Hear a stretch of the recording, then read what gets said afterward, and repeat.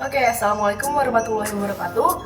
Izin memperkenalkan diri, nama siswa Salsabila Putri Rivalita, kelas 12-8, absen 32. Nah, dalam kesempatan kali ini, saya bakal menjelaskan tutorial mengenai prosedur pelaksanaan keselamatan jasmani di SMA Taruna Nusantara.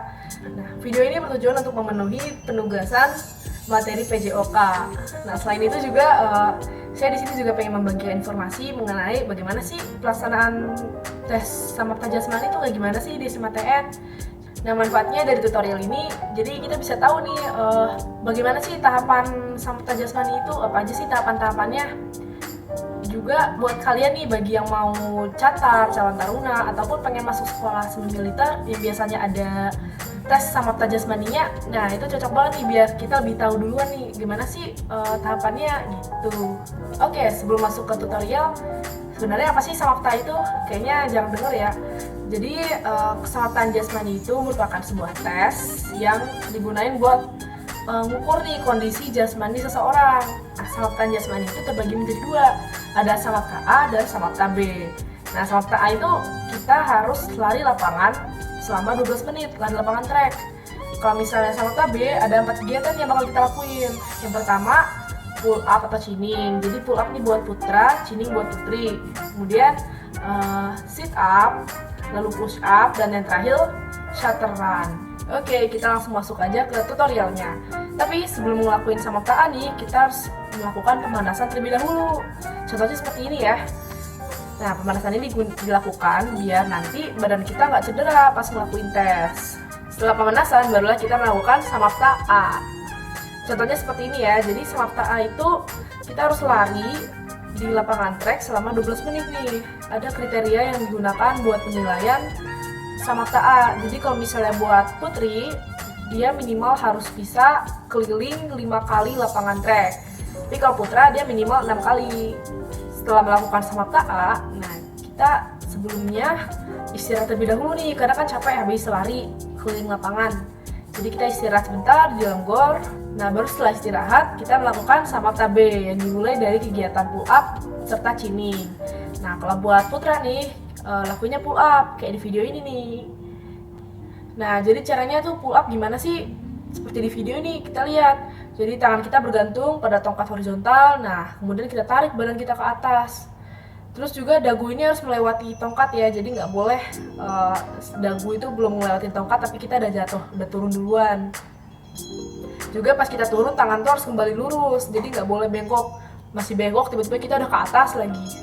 Nah, contohnya benar kayak di video ini ya. Oh ya, kalau buat putri kita ngelakuinnya chinning kayak di video ini. Jadi caranya kita berdiri di depan tongkat yang mendatar dengan kaki yang menginjak tanah. Jadi kalau nggak napak tuh nggak boleh. Kita harus tetap menginjak tanah, napak tanah. Nah, terus caranya kita tinggal pegang tangan, tarik badan ke depan dan kembali ke belakang. Juga tangannya ini nggak boleh ya, telapak tangannya ini menghadap ke bawah, juga nanti kita bakal bisa jatuh kalau misalnya kayak gitu. Jadi telapak tangan menghadap ke atas, baru kita menggenggam tongkatnya. Nah, itu bakal lebih aman dan lebih benar urutannya. Nah, kriterianya gimana sih kalau buat pull up sama chinning nih? Kalau pull up, dia itu harus bisa ngelakuin 18 kali. Jadi pull up ini nggak dibatasin waktu ya, jadi sebisanya aja. Nah, maksimalnya 18 kali kalau menilai 100. Juga di pull up ini kita nggak boleh berhenti istirahat ya, nanti bakal dianggap gagal. Jadi harus benar-benar naik turun tanpa berhenti. Kemudian kalau chinning, kriterianya kalau mau dapat nilai 100 nih, dalam 1 menit kita harus bisa ngelakuin 63 kali chinning bolak-balik. Nah, itu biar nilai kita sempurna. Nah, setelah pull up dan chinning, kita masuk ke tahapan kedua samapta B, yaitu sit up. Jadi sit up ini beda ya gerakannya, beda bentukannya antara putra dan putri. Kalau misalnya putra, dia itu tangannya di belakang, kayak di video ini nih, tangannya ditaruh di belakang kepala. Kalau mau dapat nilai 100 untuk putra, nah dia harus bisa sit up-nya 41 kali dalam 1 menit. Nah, itu untuk mendapatkan nilai sempurna. Sedangkan sekarang cewek nih, kayak cewek beda lagi sit up-nya. Jadi kalau cewek, tangannya itu berada di samping, nggak berada di belakang kepala. Jadi tangannya di samping. Nah, untuk cewek, kalau mau dapat nilai 100, dia harus bisa sit up-nya selama 50 kali dalam 1 menit. Setelah melakukan sit up, kita masuk ke tahap ketiga, yaitu push up. Nah, push up antara putri dan putra ini juga sedikit berbeda nih. Kalau misal Putra, dia push up-nya tumpuannya di tangan dan di ujung kaki. Contohnya seperti di video ini. Jadi kita menaikkan dan menurunkan badan kita, dan juga badan kita turunnya tuh nggak terlalu menempel pada tanah, seperti di contoh ini. Nah, untuk kriteria Putra, dia harus bisa melakukan 43 kali dalam 1 menit kalau mau dapat nilai 100. Kalau untuk Putri nih, push up-nya dia menumpu pada lutut dan tangan, jadi bukan ujung kaki ya, seperti di video ini. Jadi kakinya nggak lurus, tapi kakinya ditekuk ke atas. Contoh yang benar seperti ini ya. Jadi kalau push up ini badan kita jangan bergelombang-bergelombang, jadi badan kita harus lurus. Juga pas jatuh ke tanah dia tidak terlalu menempel, tidak menempel ke tanah. Dan juga tangan harus lurus ketika badan kembali ke atas. Kemudian kita masuk ke tahap yang terakhir nih, yaitu shuttle run. Jadi shuttle run tuh ngapain sih? Nah, shuttle run tuh maksudnya kita lari membentuk angka 8 di antara 2 buah tiang. Contohnya seperti di video ini nih. Jadi ada 2 tiang, nah terus kita lari membentuk angka 8 secara cepat.